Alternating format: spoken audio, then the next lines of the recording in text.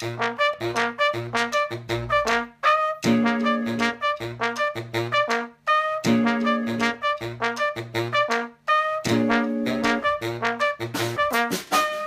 you're listening to Do Yourself a Favour, the podcast about learning from experience and the things we do to make our lives easier. My name's Tim Sisney from Make Work Work Better, and each episode I'll be talking to my guests about their epiphanies, their inspirations, and the magic of their workflow.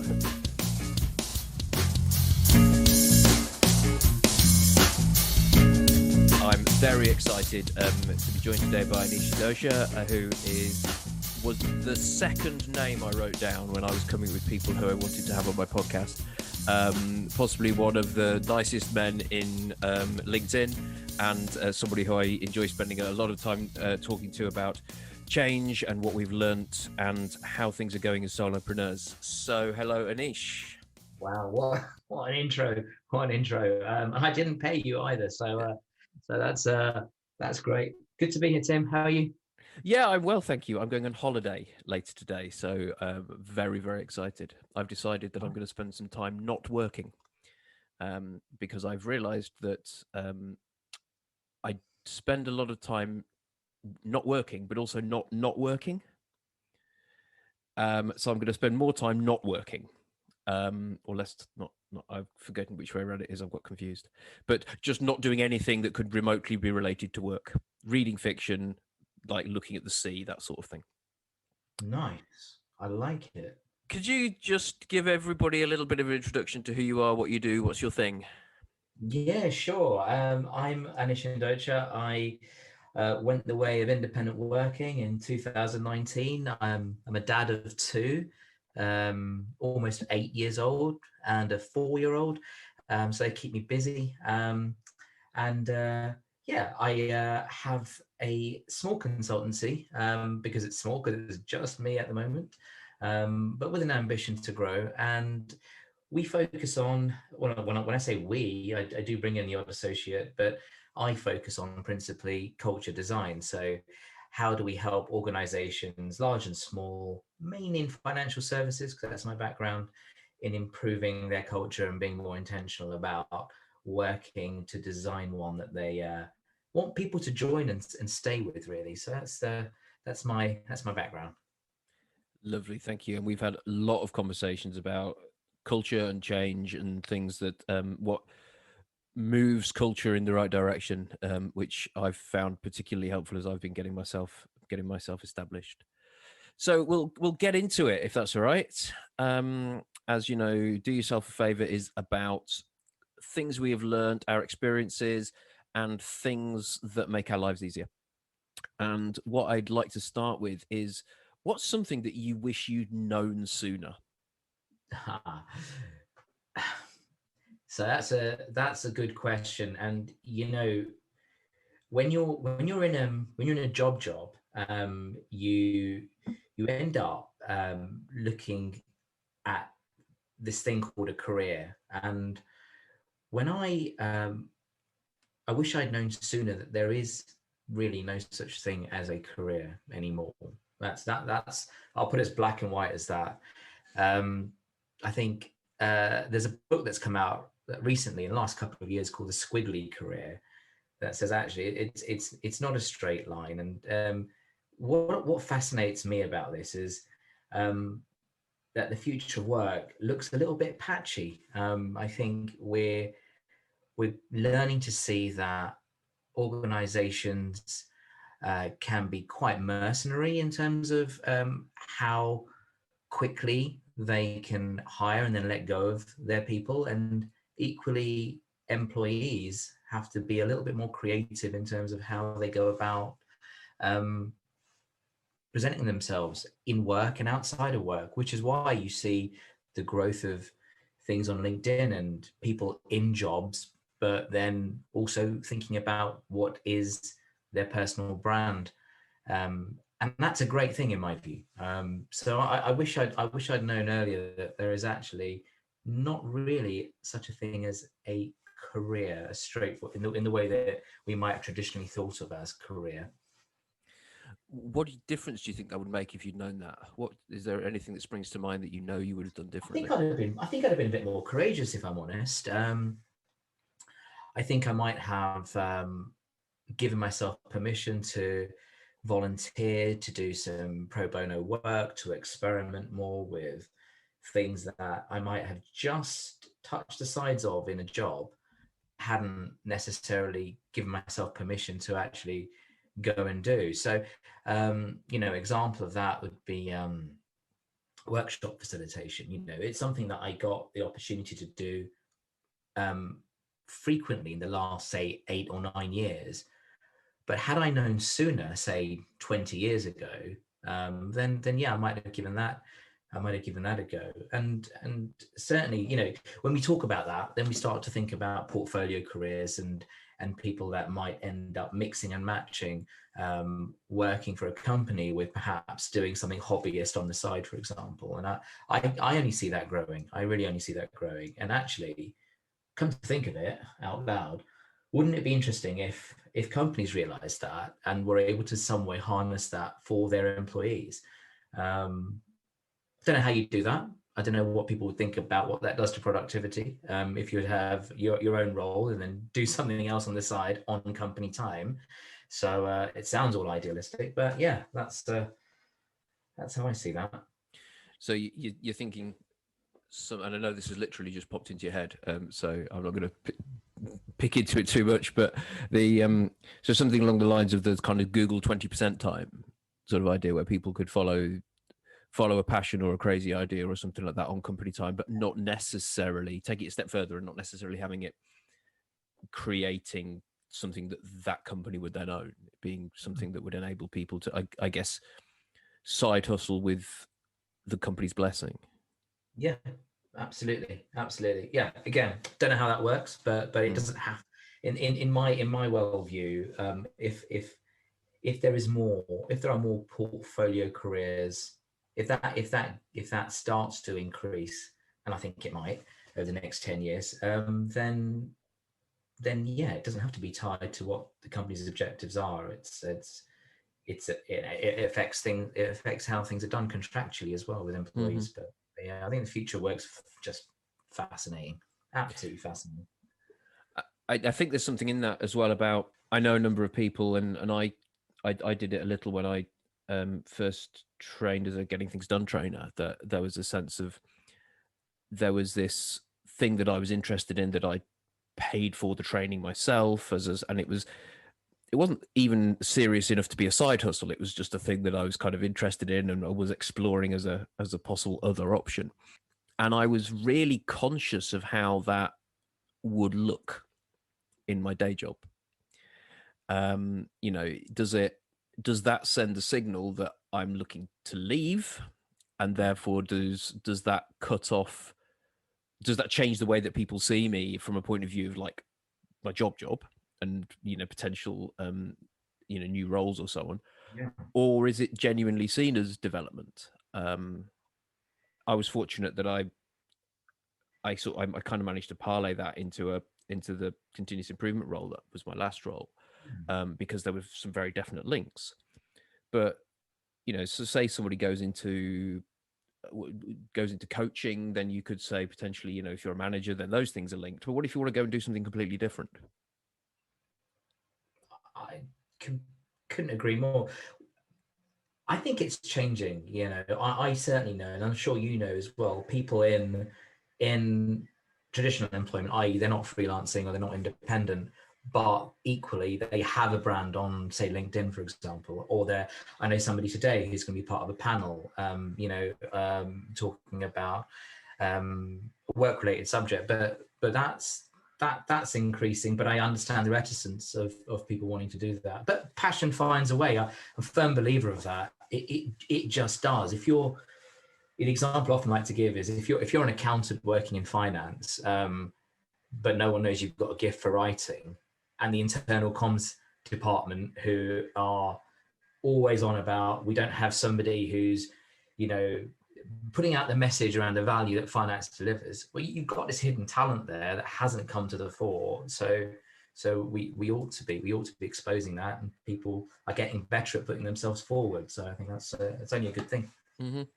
I suppose in that example there as well, like unconscious biases come into play, and so then we're into that whole culture thing of the more of yourself you feel comfortable bringing to work, the more you can cut through those the biases around, well, someone who works in finance probably doesn't have those kind of interests and so on and so forth, and actually making the companies encouraging people to have to bring their whole selves and to bring their passions to their work as well is only going to improve the engagement and the performance of those people who are Yeah, having the right. opportunities they Like love.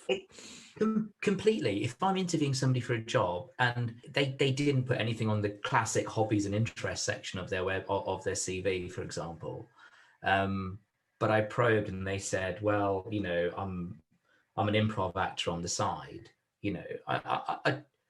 I'd be as interested in having a 10-minute walk around what does that look like for them, how they get into it, how does that help them in terms of their work, for example, because I think there are certain links, even thinking of that example. So yeah, there you go. Just in that we are talking about how work is changing, how people are at work, but even down to the hiring process itself and how people interview. It's a gnarly one for sure, and I think something that we will always bump up against is that in order for anything that feels like a small change will almost always then have impact elsewhere in an organization in order for that's even a small change to be able to be embedded, because it just affects potentially so many different parts of the business. Yeah, absolutely. But yeah, if you're a company, you want to work at curating that somehow, then and you have the permission, shall we say, from the top, then what a great opportunity, right? Really is. People see it as extra overhead, of course, because working on your organizational culture is something that isn't necessarily easy. Mm-hmm. But yeah, the benefits are just are huge, as you and I both know. So great question. I'm interested to know, what was a book or a concept that you learnt or that you read that really made a difference to you, that you can sort of say as sort of like, I don't know, a formative text or a turning point for you? It's something. Yeah. So for me, the thing that you and I have in common is our background in process improvement and lean Mm-hmm. thinking. So not a book, but the concept of lean thinking just opened my eyes to an extent that nothing else that I've covered in 20 years of change has.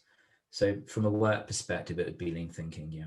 And what was it about lean thinking in particular that kind of grabbed you, made you think differently about things? What was the? I know what my sort of weird penny drop moment was, but what was it that grabbed you? Yeah.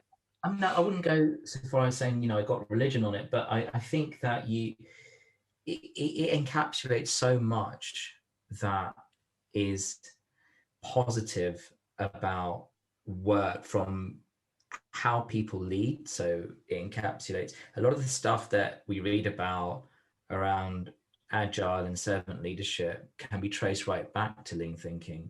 So it encapsulates that. It encapsulates listening to the voice of the customer. It encapsulates driving work activity to what the customer finds valuable. Now as an independent, even when I think about how I sell and what I sell, the idea of being helpful to the client is really, really helping me. Mm-hmm. And so there's an awful lot to draw upon when we think about lean thinking beyond its very robust problem-solving methodology that most lean practitioners will also say is foundational to helping an organization improve its processes. So when we think about defining a problem and measuring it, getting to root cause, improving, and then controlling it. But beyond that, there's an ethos, isn't there? I don't know if you agree, a philosophy almost of how to care for people and how to trust and give people the autonomy to make mistakes. Not give them the autonomy to make mistakes, that doesn't sound right, but give them the freedom to be able to say, look, you're closest to this thing. There's that old proverb, he or she who has the hammer knows where the nail is, right? I think that's the way around. I could have got that wrong, but those closest to the problem know what the problems are. So I think that's embedded in that as well. I'm just a big believer in that, and I will hope to continue to practice some of the learnings from that. To day I die. I mean, I think that would be without doubt the concept that's kind of taught me the most. I think the respect for people angle of lean is something that maybe gets lost a little bit in the way that it's sometimes the way it's implemented, but certainly the way it's talked about. I don't think the word helps. I think it kind of gives this impression of cutting to the bone and doing the most you possibly can with the fewest number of people, which is not really what was ever really advocated for in the origins of lean. And I love the idea that doing work which is wasteful is not respectful to people. So that kind of respect for people goes right through to, if you're doing something that does not add value, then we are not respecting your time as an employee, which I think is so powerful. Definitely agree with that, Tim. So we'll the next couple of questions are about, they're kind of like recommendations, if you like, or about just a little bit of insight into your working practices. So I'd love to hear about a tool that you can't live without, or something that you use every day, which is a sort of fundamental part of your workflow. Do I have a tool I can't live without? It'd be really sad to say it's my Excel, because it's not true. So it's not that. I don't know when people say tool. I don't know if there is one, to be honest with you. I had to think about this, but when people say tools, I often think about DIY. I'm just hopeless crap at DIY. I mean, I really, it's weird. It's one of those things. I really want to be good. I don't know if it's male pride or what, but I mean, but I just can't be trusted, right? I cannot be trusted. And this evidence of wanting to be good at it is evidenced by, I buy these power tools. I bought a Jigsaw, right? It's never been used.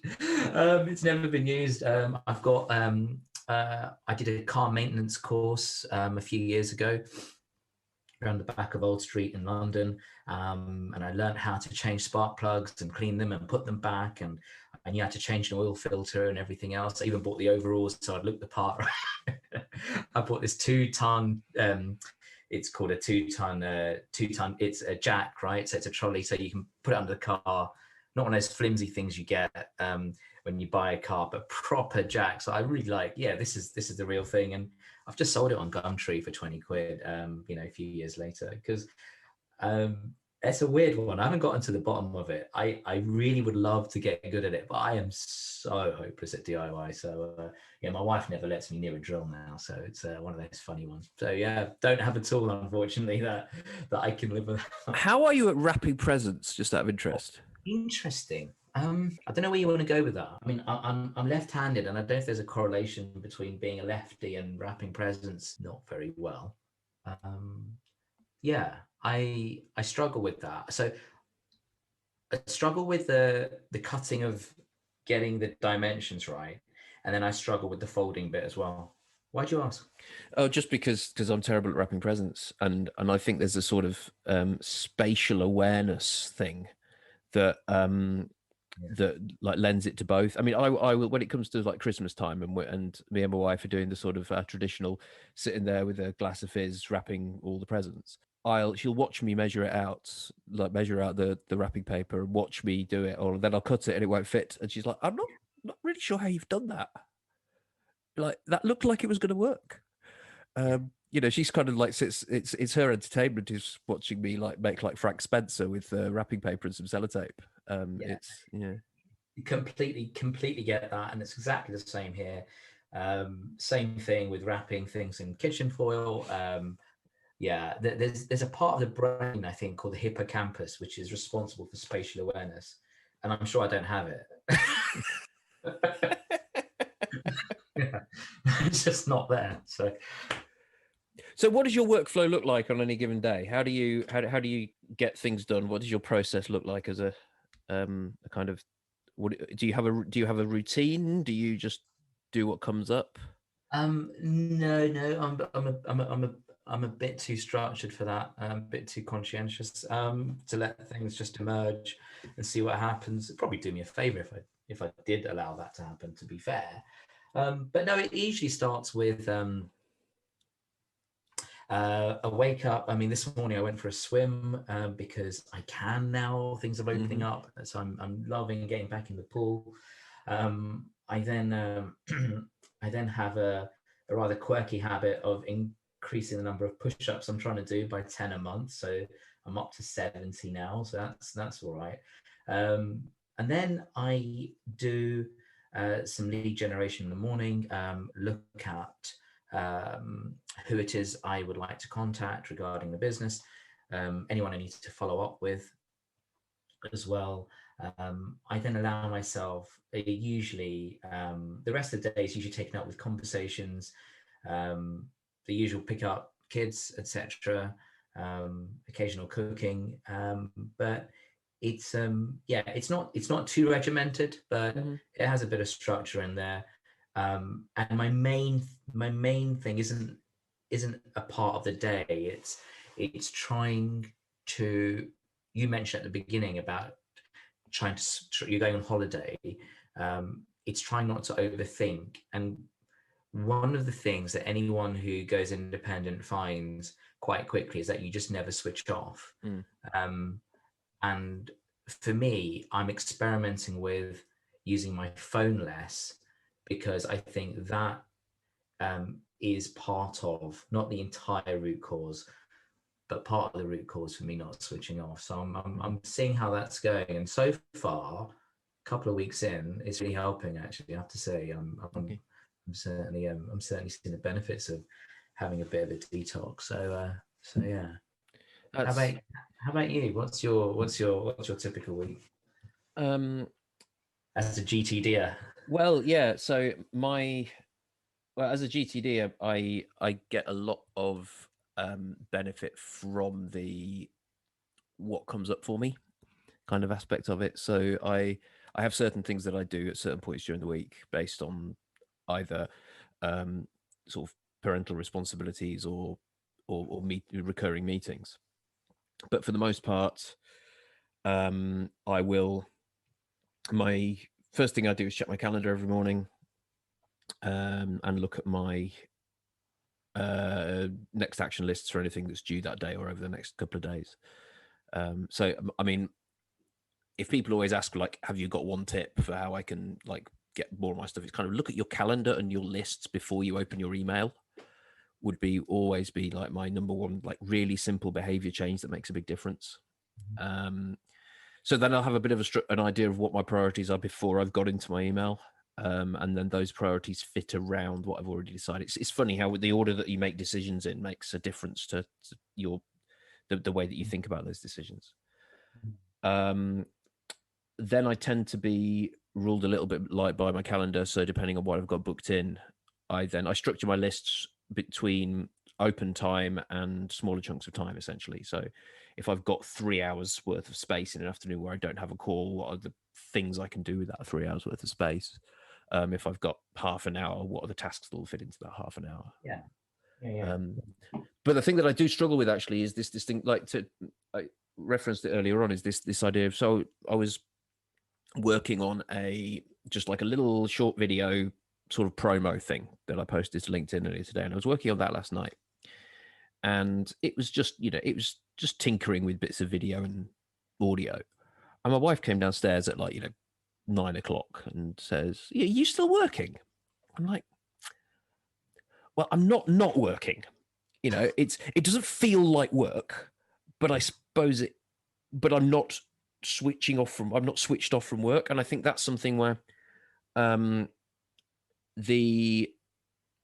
that's the kind of really difficult bit when you have your own thing, is that there's all this stuff where I wouldn't consider it to be like important enough to take up, day work time. But it's also, so you end up doing it in the evening or on the weekend, and then you kind of like, but I'm still working. Yeah. And it's really easy and no one's paying you for it either. Absolutely. And then you get into the situation where, every book you read is a personal development book, or every podcast, everything you listen to is a podcast like this one about personal development.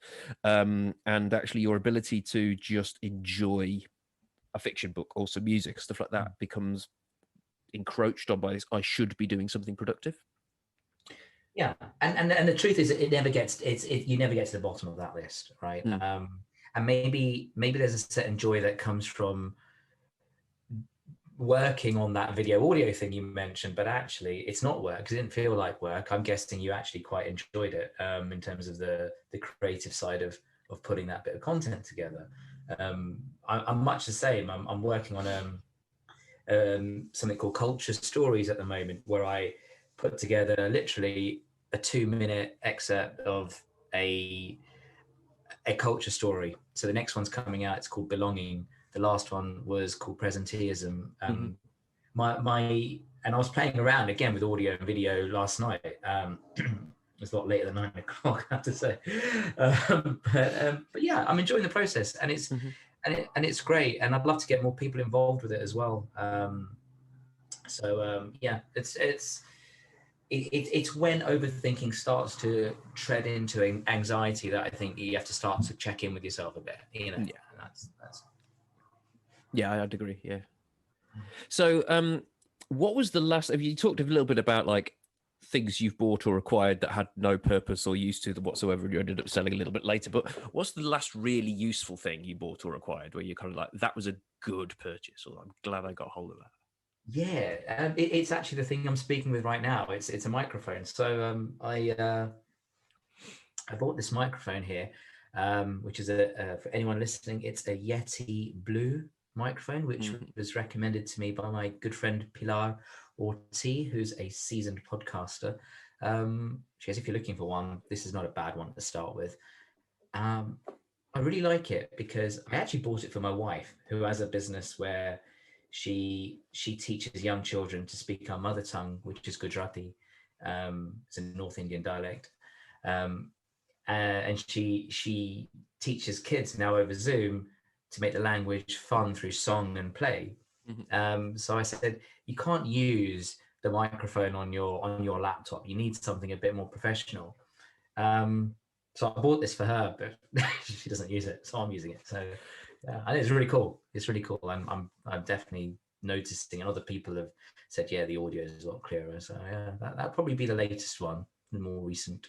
Nice, excellent. You are sounding very professional, I have to say. So. Thank you very much, sir. Yes. As are you. Excellent. So we're into the home straight now, and I'd like you to complete the sentence. Do yourself a favor and stop overthinking. This is definitely my theme for the month. It's not something that I've not come across before in other feedback that I've had. Definitely an overthinker, and often the worst usually never happens. Overthinkers often will end up getting themselves into a state where they're thinking, oh, this could happen, and scenario A and scenario B, and generally the worst never happens. So actually there's another one, which is Richard Branson, Screw It, Just Do It. I don't know if he said that, but he certainly wrote a book called Screw It, Just Do It. I've been leading with that for the last few years as well. So I would end with that. Lovely. Thank you very much, Anish. So where can people find you if they've been hearing what you have to say and want to know more about and follow you? Definitely. If they're minded to find out a bit more about me, you can find me on LinkedIn. It's Anish Hindocha, or you can head to my website, which is www.jigsawconsulting.co.uk. That's lovely. Thank you for joining me, Anish.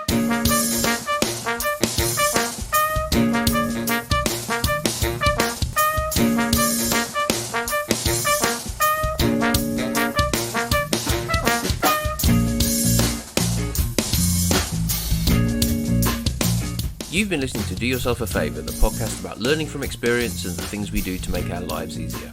Brought to you by Make Work Work Better. My name's Tim Sisney from Make Work Work Better. Our theme tune is by the Titanics. Talk to you again soon.